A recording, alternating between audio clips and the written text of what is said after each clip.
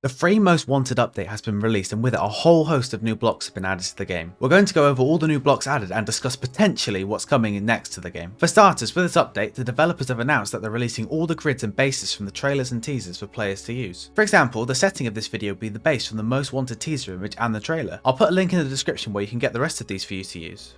First of all, a number of new conveyor variants were added in the update, the most notable of which is the highly requested T-shaped conveyor. Being a combination of the straight and corner conveyor, it doesn't serve any purpose that couldn't be achieved with the regular 6-sided conveyor, but it does look a damn sight nicer than having to use those full block boxes in the middle of your piping. The T-shaped conveyor comes in both large and small grid variants, and if you have the Heavy Industry DLC, you will also get a T-shaped pipe conveyor as well.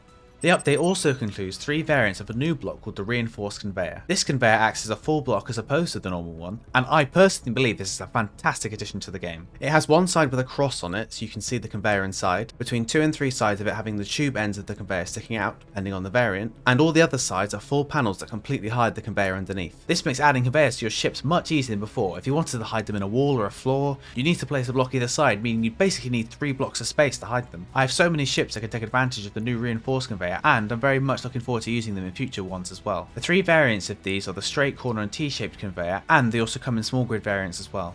The Conveyor Converter is a block I have been waiting for a long time. Previously, if I wanted to convert between the large and small conveyor system on small grids, I would have to use a larger block like a cargo container or an O2H2 generator. Now with the Conveyor Converter, it's never been easier to convert between the two. On one side it has a 3x3 conveyor port, and on the other it has a 1x1 conveyor port, with a 1x1 conveyor port on each of the edges. Again, I've been waiting for this for a long time, as it will make building small ships much easier.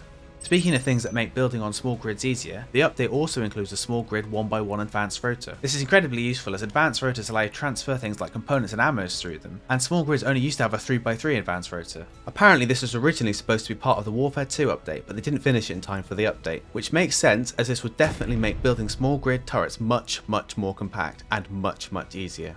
The Plushie is a new block based on the real-life Plushie Space Engineer sold last year. Whilst blatantly an advertisement for a potential second wave of these, I don't mind it too much because of the incredible meme potential of these. From Plushie catapults,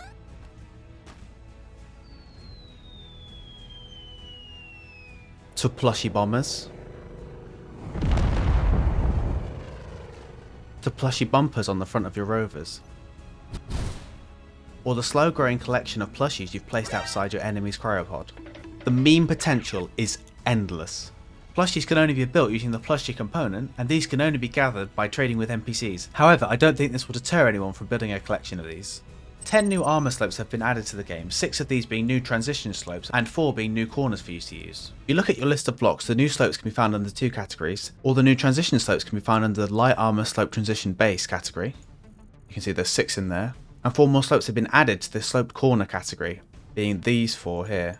Whilst not necessarily the most exciting part of the update, these are going to be really useful for detailing your ships. I cannot tell you the number of times I've got to the end of an edge and realised I don't have the correct slope I need to join the 2 edges together, and I had to tear everything up and start again. The devs have said they're open to adding more armour slopes that get requested, but these are just a collection of the most requested ones and the most useful ones. This update also includes 2 new armour textures, the first of which is corrugated armour, which looks, as you can imagine, like corrugated steel panels, which you normally see in the real world on sheds or roofs. As you can see here, it's used to an excellent effect on these cargo containers. These cargo containers look fantastic, by the way. Hats off to the map maker for making these. As a quick side note, these are grinded down neon lights. You don't need to keep commenting on my video. Please, I know I was wrong, I was very tired when I made that video. The second armour texture might be my favourite one to date, and that's the weldless armour. The weldless armour texture makes your blocks clean and without edges, which is something the community has asked for such a long time. Now it's been added to the game, you can see how smooth and clean it looks. It's used all over the base from the trailer and it looks great. Just look at how smooth it is. I think I can see something reflected in it. Is that the like button?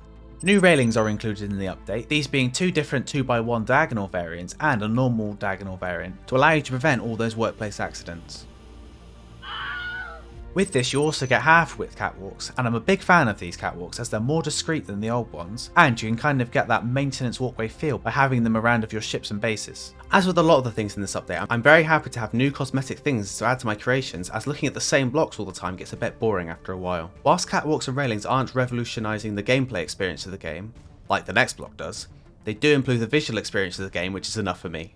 We also have, which is by far the favourite part of this update for me, the ladder shaft. If you've ever used a ladder in Space Engineers, you know that they are the most cumbersome things to use in the universe. You very rarely get off exactly where you want to, or you fall down the ladder killing yourself. The new ladder shaft comes with two things to mitigate this. First of all, it has a built-in floor between levels, and when you get off, you get off on that floor. Secondly, it has markers to indicate where you are on the ladder, to show you when to let go in first person to allow you to get off on the right level. Best feature in the game, 10 out of 10 would update again.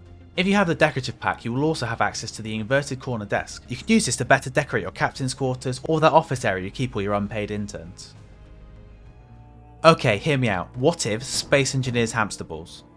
Rounded windows are now in the game, with there being 2 curved variants, and also a variety of corner windows for your new rounded ships. I could try to pad out the length of this video by talking about windows, but I feel like you'd see right through me. That was terrible. I'll see myself out. To round out the missing windows, we are also getting the inverted bridge window and a diagonal wall window for the owners of Warfare 1 and 2. Also, that hamster ball idea, I was being serious. Join my Discord if you want to enter the great hamster ball race of 2022.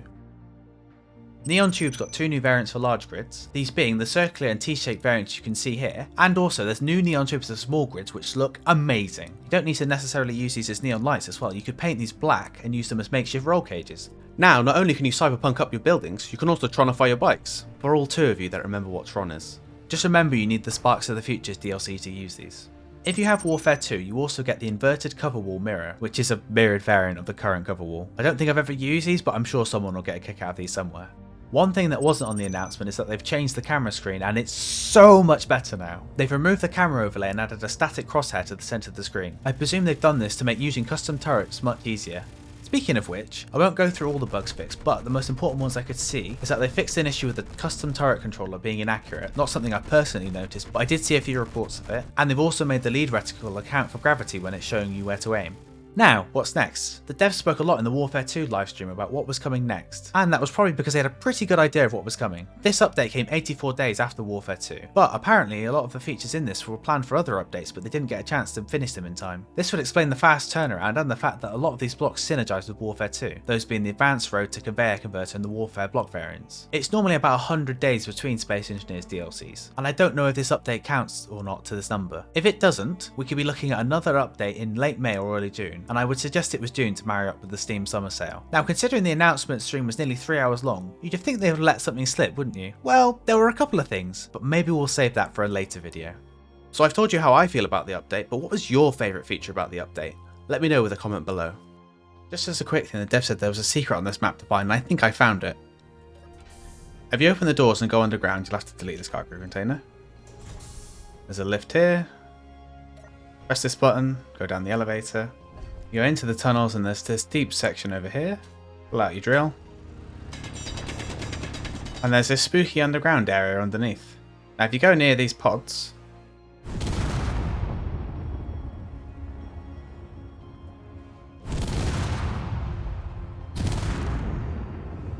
they explode. I think they're supposed to be fungus, but aside from that I don't think there's anything else to do down here. Ah, there's another one.